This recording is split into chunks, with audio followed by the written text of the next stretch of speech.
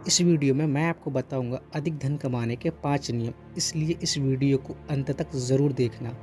आज मैं आपको अरकद की बुद्धिमानी की कहानी बताऊंगा। एक कहानी है अरकद और उसके बेटे नोमासिर की। बेबीलोन में एक परंपरा थी। अमीर पिताओं के बच्चे अपने पिताओं की जायदाद की आशा रखते थे।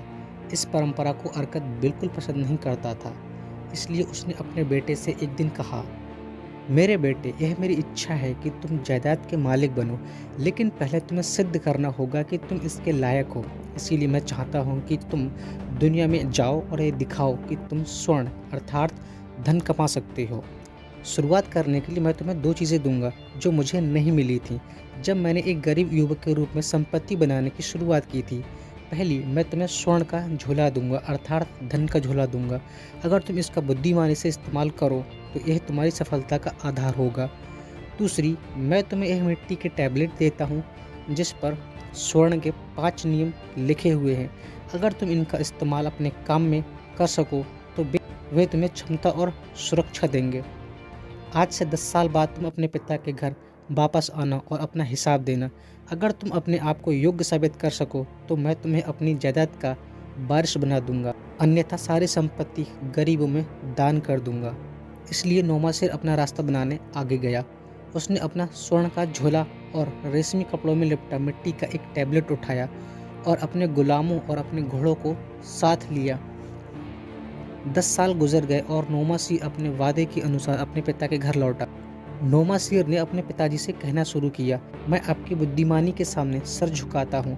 आपने मुझे आगे बढ़ने और एक मजबूत इंसान बनने के लिए प्रेरित किया ताकि मैं आपकी जायदाद का दास बनकर न रह जाऊं। आपने मुझे अपना स्वर्ण दिल खोल कर दिया। आपने अपना ज्ञान मुझे दिल खोल कर दिया। स्वर्ण को तो मैं बुरी तरह से खो चुका था। यह मेरे अनुभवहीन हाथों से ऐसे गायब हुआ जैसे किसी युवक के हाथों से पहला अवसर पाते ही जंगली खरगोश गायब हो जाता है। पिता उदारता से मुस्कुराए, बोलते रहो मेरे बेटे, तुम्हारी कहानी की हर बात मुझे दिलचस्प लगती है। नोमासिर ने कहा, मैंने नीनवे जाना तय किया क्योंकि यह शहर बढ़ रहा था और मैंने सोचा मुझे यहाँ अवसर मिलेंगे। मैंने एक कारवां का साथ दिया और उसमें अनेक लोगों से दोस्ती कर ली।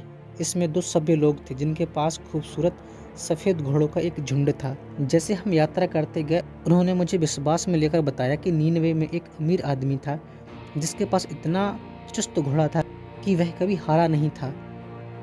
इसके मालिक को विश्वास था कि दुनिया में कोई भी घोड़ा उससे तेज नहीं दौड़ सकता है, इसीलिए वह कितनी भी बड़ी राशि दांव पर लगा सकता है क्योंकि उसका घोड़ा बेबीलोन के हर घोड़े को हरा सकता है। जैसे मेरे दोस्तों ने कहा, इस घोड़े की तुलना में हर घोड़ा एक गधे से ज़्यादा कुछ भी नहीं। मैं इस प्लान के चक्कर में आ गया। हमारा घोड़ा बुरी तरह से हार गया और मैं अपना ढेर सारा स्वर्ण अर्थात धन खो बैठा। मुझे बाद में पता चला कि उनका धोखा भरा प्लान था। वे अक्सर कारवां के साथ यात्रा करते थे ताकि शिकार मिल सके।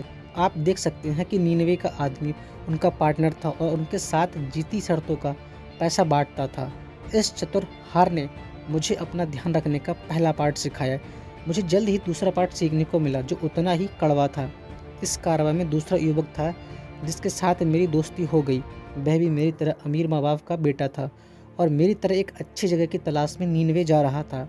वहां पहुंचने के तुरंत बाद उसने बताया कि एक व्यापारी की मृत्यु हो गई और सामानों से भरी उसकी दुकान काफ़ी कम पैसों में खरीदी जा सकती है। यह कहकर कि हम बराबर के हिस्सेदार होंगे। उससे पहले बेबीलोन जाकर स्वर्ण सुरक्षित करना होगा। उसने मुझे पहले अपने स्वर्ण से उसे खरीदने को कहा और बताया कि उसके स्वर्ण का इस्तेमाल आगे खरीदारी में इस्तेमाल होगा। उसने काफ़ी दिनों से बेबीलोन की यात्रा में देरी की और इस दौरान सिद्ध किया कि वह एक बेवकूफ़ खरीदार और खर्चीला इंसान है। मैंने उसे बाहर निकाल दिया, लेकिन अब तक मेरा व्यापार इतना खराब हो गया था कि हमारे पास बेचने के लायक सामान नहीं बचे थे और ना ही स्वर्ण था जिससे मैं और सामान खरीद सकूं। मेरे पास जो बचा था उसके साथ मैं इज़राइल की यात्रा पर निकल गया। पिताजी उसके बाद जल्द ही दुख भरे दिनों की शुरुआत हुई। मैंने रोज़गार खोजा पर मुझे नहीं मिला क्योंकि मेरे पास कोई व्यापार या ट्रेनिंग नहीं थी जिससे मैं पैसे कमा सकूं।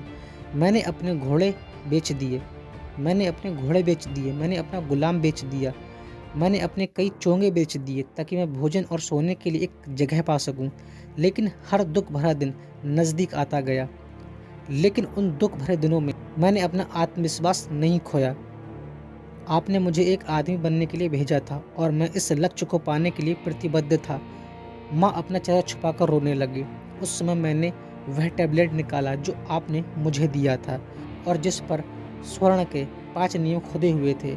उस समय मैंने उन बुद्धिमानी भरे शब्दों को बड़े ध्यान से पढ़ा और महसूस किया कि अगर मैं इन नियमों का पालन करता तो मेरा स्वर्ण नहीं खोता।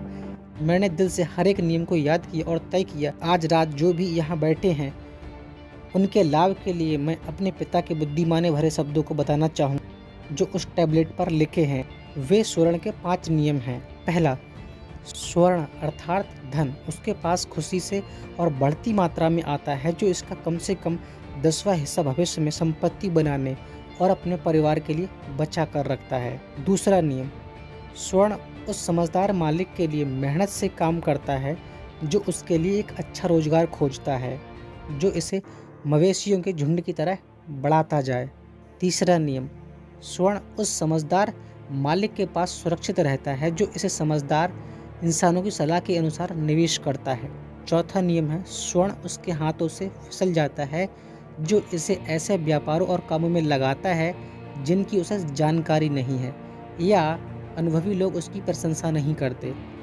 पांचवा नियम है, स्वर्ण उस इंसान से दूर भागता है जो इसे नामुमकिन कमाई के संसाधनों में लगाते हैं या धोखेबाज की चमकदार सलाहों को मानते हैं या अपने अनुभव पर ज़्यादा विश्वास करते हैं या निवेश में रोमानी इच्छाएं रखते हैं।